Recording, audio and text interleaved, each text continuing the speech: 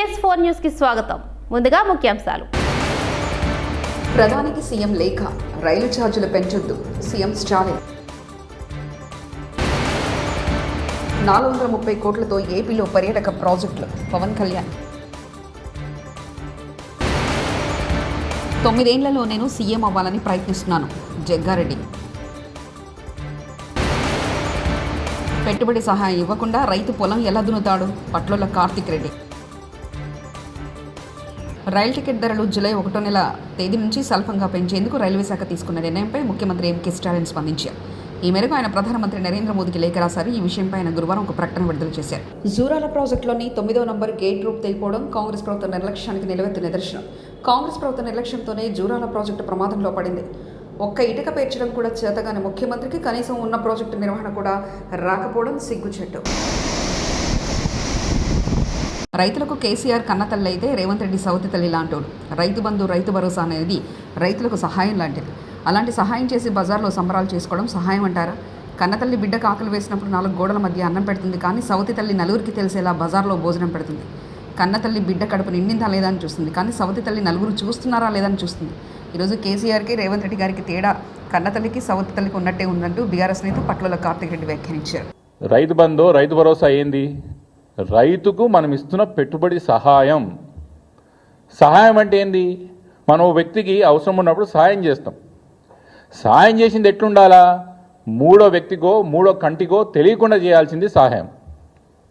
సంబరాలు చేసుకుంటూ మూడో వ్యక్తికి లేకపోతే బజార్లో అందరు తెలిసేట్టు చేసే సహాయం అంటారా? కన్నతల్లి బిడ్డకు ఆకలి వేసినప్పుడు 4 గోడల మధ్యలో 4 పూటలు సరిపోయేంత కన్నతల్లి భోజనం పెడుతుంది. అది సవితల్లి ఏం చేస్తుంది? నలుగురికి తెలిసేటట్టు బజార్లో భోజనం పెడుతుంది పిల్లలకి. ఎందుకు తెలవాలి కదా సవితల్లికి, నేను బాగానే చూసుకుంటున్నా పిల్లలని. కన్నతల్లికి ఆ బాధ ఉండదు. కన్నతల్లికి బిడ్డ కడుపు నిండిందా లేదా అని చూస్తుంది. సవిత తల్లి నలుగురు చూస్తుందా లేదా అని చూసి పెడుతుంది. ఈరోజు కేసీఆర్ గారికి రేవంత్ రెడ్డి గారికి తేడా కన్నతల్లి సవిత తల్లి లాగానే ఉన్నది. కేసీఆర్ గారు తెలంగాణ ప్రాంతంలో రైతుల యొక్క కష్టాలను గుర్తించి, తెలంగాణ ప్రాంతంలో రైతులు ఎంత అవమానాలు పడ్డాలో, తరతరాల నుంచి ఎన్ని ఇబ్బందులు పడ్డాలో గుర్తించి తెలంగాణ రైతుకి ఇస్తున్న వంటి రైతు పెట్టుబడి సహాయం తెలంగాణ రైతు హక్కుగా గుర్తించి కేసీఆర్ గారు ఆ రోజు రైతు బంధు పథకం తీసుకొచ్చి మూడో వ్యక్తికి తెలియకుండా ఎప్పుడు రైతు బంధు రిలీజ్ చేసినా కూడా ఎక్కడ అడ్వర్టైజ్. తెలంగాణ సీఎం పదవిపై టీపీసీసీ వర్కింగ్ ప్రెసిడెంట్ జగ్గారెడ్డి ఆసక్తికరమైన వ్యాఖ్యలు చేశారు. ఈ 3 ఏళ్లు రేవంత్ రెడ్డి సీఎంగా ఉంటారని స్పష్టం చేశారు. వచ్చే 5 ఏళ్లు మళ్ళీ ముఖ్యమంత్రి కావడానికి రేవంత్ రెడ్డి ప్రయత్నం చేస్తున్నారని అన్నారు. 9 ఏళ్ల తర్వాత సీఎం కావడానికి తాను ప్రయత్నం చేస్తానని తెలిపారు. రేవంత్ రెడ్డి సీఎంగా దిగిపోయాక తాను ముఖ్యమంత్రిగా కావడానికి ప్రయత్నం చేస్తానని అన్నారు. ఈ క్రమంలో తన అప్లికేషన్ ప్రజల దగ్గర పెడతానని చెప్పుకొచ్చారు. ఇవాళ గురువారం గాంధీభవన్లో జగ్గారెడ్డి మీడియా సమావేశంలో మాట్లాడారు. ఇంకొక 5 ఏళ్ళు ఆయన మళ్ళా ఉండాలని ఆయన మళ్ళీ ట్రై చేస్తున్నాడు. విన్నావా? ఆయన ట్రై చేస్తున్నాడు. నేను కూడా 9 ఏళ్ల లోపల నేను సీఎం కావాలని నేను ట్రై చేస్తున్నా. అంత ఈజీగా వాళ్ళకి ఆడొస్తాయి. పుష్కరఘట్ వద్ద అఖండ గోదావరి ప్రాజెక్టుకు ఇవాళ గురువారం ఉదయం కేంద్ర మంత్రి గజేంద్ర సింగ్ షెకావత్, ఏపీ ఉప ముఖ్యమంత్రి పవన్ కళ్యాణ్ శంకుస్థాపన చేశారు. ఈ కార్యక్రమానికి మంత్రులు నిమ్మల రామనాయుడు, కందుల దుర్గేష్, ఎంపీ దగ్గుపాటి పురంధేశ్వరి, స్థానిక నేతలు హాజరయ్యారు. ఈ సందర్భంగా పవన్ కళ్యాణ్ మాట్లాడుతూ రాజమండ్రి అంటే గుర్తుకొచ్చేది గోదావరి తీరమన్నారు. అలాగే డొక్కా సీతమ్మ, ఆదికవి నన్నయ్యకు జన్మనిచ్చిన నేల గోదావరి ప్రాంతం అన్నారు. మరోవైపు 430 కోట్లతో ఏపీలో పర్యాటక ప్రాజెక్టులు చేపడుతున్నట్లు డిప్యూటీ సీఎం చెప్పుకొచ్చారు. ఆంధ్రప్రదేశ్ ప్రభుత్వం తరపున, గౌరవ ముఖ్యమంత్రి గారి తరపున మనస్ఫూర్తిగా వారికి స్వాగతం పలుకుతున్నాను. జలవనరుల శాఖ మంత్రివర్యులు మరియు జిల్లా ఇన్ఛార్జ్ మంత్రి శ్రీ నిమ్మల రామానాయుడు గారికి, గౌరవనీయ పర్యాటక, సాంస్కృతిక మరియు సినిమాటోగ్రఫీ శాఖ మంత్రివర్యులు శ్రీ కందుల దుర్గేష్ గారికి, గౌరవనీయ ఎంపీ రాజమహేంద్రవరం శ్రీమతి డి పురంధేశ్వరి గారికి, గౌరవనీయ ఎమ్మెల్సీ రాజమండ్రి శ్రీ సోము వీర్రాజు గారికి, శ్రీ ఆదిరెడ్డి శ్రీనివాస్ గారికి, గౌరవ ఎమ్మెల్యే రాజమండ్రి నగరం,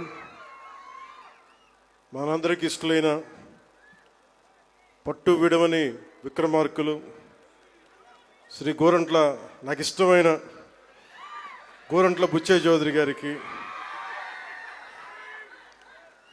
మనం తగ్గాలి తప్ప ఆయన తగ్గడం. మనం ఆయన చూసి నేర్చుకోవాలి. అంటే మనకి అడాప్టబిలిటీ రాదు, ఆయన అడాప్టబిలిటీ నేర్పిస్తారు మనకి. అలాంటి గోరంట్ల బుచ్చయ్య చౌదరి గారికి రాష్ట్ర హితువుని, రాజమండ్రి హితువుని, గోదావరి జిల్లాల హితువుని కోరుకునే వారికి మనస్ఫూర్తిగా నా హృదయపూర్వక నమస్కారం. అలాగే రాజానగరం బత్తుల బలరామకృష్ణ గారికి, అనపర్తి ఎమ్మెల్యే శ్రీ నల్లమిల్లి రామకృష్ణారెడ్డి గారికి, శ్రీ ముప్పిడి వెంకటేశ్వర గారికి కొవ్వూరు ఎమ్మెల్యే, శ్రీ మడ్డిపాటి వెంకటరాజు గారు గౌరవనీయ MLA Gopalapuram, Chirri Balaraju garu Polavaram MLA, Sri Boddu Venkataramana Chowdary garu chairman Rajamahendravaram urban development authority, Sri Nukasani Balaji garu, Sri Ajay Jain గారు, శ్రీమతి పి ప్రశాంతి గారు కలెక్టర్ జిల్లా మ్యాజిస్ట్రేట్ తూర్పుగోదావరి జిల్లా, అలాగే శ్రీ డి నరసింహకిషోర్ గారు ఎస్పీ మన తూర్పుగోదావరి జిల్లాకి, ఎస్ చిన్నరాముడు ఐఏఎస్ గారికి జాయింట్ కలెక్టర్, ఇక్కడికి విచ్చేసిన మీకు మీ ద్వారా గోదావరి జిల్లాల ప్రజానీకానికి, ప్రత్యేకించి రాజమండ్రి ప్రజానీకానికి, సోదరీమణులకి, ఇక్కడికి విచ్చేసిన మీడియా ప్రతినిధులకి, ఎలక్ట్రానిక్ ప్రింట్ మీడియా ప్రతినిధులకి మీ అందరికీ ప్రత్యేకమైన నమస్కారం. రాజమండ్రి అనగానే గుర్తుకొచ్చేది గోదావరి తీరం. ఎప్పుడు కూడా ఒక తీరం వెంబడి ఎప్పుడు నాగరికత ఉన్న చోట భాష అన్నీ ఎదుగుతాయి. అలాంటి పరిస్థితుల్లో ఈ నేల ఎలాంటిదంటే మనకి ఆంధ్రుల అన్నపూర్ణగా పేరుగాంచిన డొక్కా సీతమ్మ గారికి జన్మనిచ్చిన నేల ఇది. కవి మహాభారతాన్ని మనకి తెలుగులో అందించిన మన ఆదికవి నన్నయ్య గారికి జన్మనిచ్చిన నేల. అలాగే ఎంతోమంది కళాకారులకి, సామాజికవేత్తలకి జన్మనిచ్చింది. మనకిష్టమైన బాపు రమణల్లో ఒకరైన ముళ్ళపూడి వెంకటరమణ గారికి అందించిన ఈ గోదావరి నేల. ఇది చాలా సంవత్సరాల నుంచి, చాలా దశాబ్దాల నుంచి ఉన్న కోరిక. ఈ మన హ్యావ్లాక్ బ్రిడ్జ్ బ్యాంక్ రుణాల కోసం ఈ స్టాంప్ డ్యూటీ చెల్లింపులో కళ్యాణదుర్గం ఎమ్మెల్యే ఏ సురేంద్రబాబు భారీ స్కామ్ చేశారని, దీనిపై వెంటనే సిబిఐ దర్యాప్తు చేసేలా సీఎం చంద్రబాబు కేంద్రానికి లేఖ రాయాలని అనంతపురం మాజీ ఎంపీ తలారి రంగయ్య డిమాండ్ చేశారు. తన అనుచరులని దళారానికి చేసిన తప్పుడు డాక్యుమెంట్లు సృష్టించి ఎమ్మెల్యే ఫోజులతో 100 కోట్ల బ్యాంక్ రుణాలు కాజేశారని ఆయన ఆరోపించారు. దాని నుంచి తప్పించుకునేందుకు ఎమ్మెల్యే తన దళారి మీ సేవా నిర్వాహకులైన బాబుపై మొత్తంలో నింద వేశారని పార్టీ కేంద్ర కార్యాలయంలో మీడియాతో మాట్లాడిన మాజీ ఎంపీ తలారి రంగయ్య తెలిపారు. ప్రెస్ మీట్లో మాజీ ఎంపీ అయాంలోనే మళ్ళీ ఇది వెలుగు చూసింది. కళ్యాణదుర్గంలో ఒక పెద్ద సంస్థ, అది ఎస్ఆర్సి సంస్థ అనేది. అది అనంతపురంలోనూ అలాగే బెంగళూరులోనూ ఉంటుంది. కళ్యాణదుర్గంలోనే ఎందుకు కొనాల్సి వచ్చిందో అర్థం కావట్లేదు. మేము ఎక్కడైనా కొనవచ్చు అని చెప్పొచ్చు, కానీ పొరపాట్లు జరిగినప్పుడు మాత్రం అడిగే హక్కు మాత్రం అందరికీ ఉంటుంది కదా ప్రజల తరపున. దాదాపు నిన్న సంస్థ నిర్వాహకులునే చెప్తూ ఉన్నారు, ఇలాంటి కుంభకోణము ఎప్పుడు జరగలేదు, పెద్ద ఎత్తున జరిగింది. మాకు దాదాపు ఆయన ఆడిటర్ చెప్తున్నాడు 42 సంవత్సరాల అనుభవం ఉందని చెప్తున్నాడు ఆయన. అలాగే ఎస్ఆర్సి సంస్థ ఏం చెప్తుందంటే మాకు 27 సంవత్సరాల అనుభవం ఉందని చెప్తున్నారు. 2-3 సంవత్సరాల క్రితం కొన్న స్టాంపులకు దాన్ని అథెంటిసిటీ, అసలు మనం కడుతున్న డబ్బులు ప్రభుత్వ ఖజానాకి చేరుతున్నాయా లేదా అని తెలుసుకోకపోతే వీళ్ళ అనుభవం దేనికి తగలబెట్టడానికే? అనుభవం దేని గురించి అనుభవం? మీకు ఆడిటర్ ఫీజు తీసుకోవడానికి, లేదా మీకు వచ్చే కంపెనీ తరపున లాభాలు పంచుకోవడానికి లేదా పెంచుకోవడానికైనా? ప్రభుత్వానికి ఎవరు చూస్తారు? మీరు చెప్తున్నారు ఎస్ఆర్సి సంస్థ మీద బురద చల్లొద్దు, 20,000 కుటుంబాలు ఆధారపడి ఉన్నాయని. నేనేమంటున్నానంటే, నేను బురద చల్లాల్సి వస్తే మళ్ళీ నా చేతులకి బురద తీసుకోవాలా? మీరు ఆల్రెడీ బురదలోనే ఉన్నారు. బురద మీద మళ్ళీ బురద వేయడం ఎందుకు నేను? అందువల్ల అది ఆ పని నాది కాదు. మీరే చెప్తూ ఉన్నారు పెద్ద ఎత్తున కుంభకోణం జరిగింది, విచారించమని చెప్తూ ఉన్నారు. నేనేమంటానంటే, మీరు నిన్న ఒక అంశకథ కూడా చెప్పినారు. ఇంకొక మాట ఏం చెప్తున్నారంటే, ఆ మీ సేవ నిర్వాహకుడికి మాకు సంబంధం లేదని చెప్తున్నారు. కళ్యాణదుర్గం ఎమ్మెల్యే గారికి, ఎస్ఆర్సి అధినేతకి, మీ సేవ బాబుకి ఉన్న సంబంధాలేవో ఎమర్జెన్సీ కాలంలో చంద్రబాబు కాంగ్రెస్ పార్టీలో చేరారు. దేశంలో ఎమర్జెన్సీ కారణమైన వ్యక్తులకు ప్రధాన అనుచరుడుగా అప్పట్లో చంద్రబాబు ఉన్నారు. కానీ ఇప్పుడేమో అసలు ఎమర్జెన్సీకి వ్యతిరేకంగా అన్నట్లు ప్రవచనాలు వినిపిస్తున్నారంటూ వైఎస్ఆర్సీపీ నేత మాజీ మంత్రి సిద్ది అప్పలరాజు దుయ్యబట్టారు. నీతులు చెప్పడం ఏంటి? ఎమర్జెన్సీ వచ్చి నేటికి సుమారుగా 50 సంవత్సరాలని మాట్లాడుకున్నాం మనం 1975లో.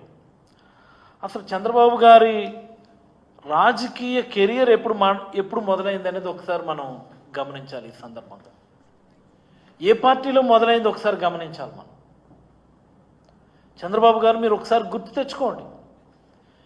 మీరు 1975లోనే ఇండియన్ యూత్ కాంగ్రెస్లో మీరు జాయిన్ అయ్యారు. మీరు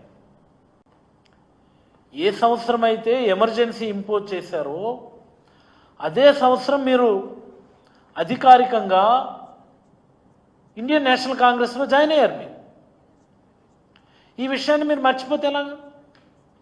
అండ్ మోస్ట్ ఇంపార్టెంట్లీ సంజయ్ గాంధీకి ఎమర్జెన్సీ ఇంపోజ్ చేయించినటువంటి సంజయ్ గాంధీకి ప్రధానమైనటువంటి సపోర్టర్గా మీరు ఆ రోజు ఉన్నారు.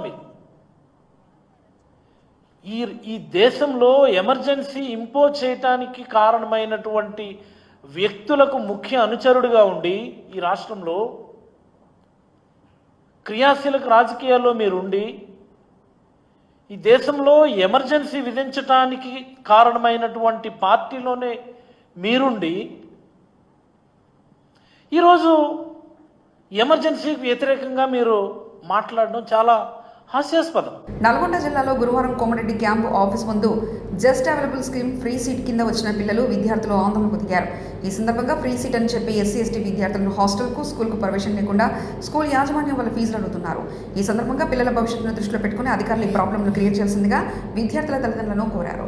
స్కూల్కు పోని పరిస్థితి వాళ్ళకు ఈ స్కీమ్లో ఆ స్కీమ్ ఎట్లుందంటే కన్నతల్లి ఎట్లయితే పిల్లల్ని చూసుకోవాలనో ఆ విధంగా ఆ స్కీము ఆ జీవో మరి చేయడం జరిగింది అప్పుడున్న కాంగ్రెస్ ప్రభుత్వమే. మరి ఇప్పుడున్న కాంగ్రెస్ ప్రభుత్వం మాత్రం దీన్ని ఎట్టి పరిస్థితుల్లో పట్టించుకునే పరిస్థితి లేదు. దయచేసి మంత్రి గారికి మరి మేము ఒకటే మా తల్లిదండ్రుల పక్షాన మేము విన్నపిస్తుంది ఏంటంటే మా పిల్లలు ఈ రోజున రోడ్డున పడే పరిస్థితి వచ్చింది కాబట్టి ఇప్పుడు అధునాతనమైన విద్యని ఐఐటి వచ్చినా ఐఐటిలో ఫీజు అడుగుతున్నారు.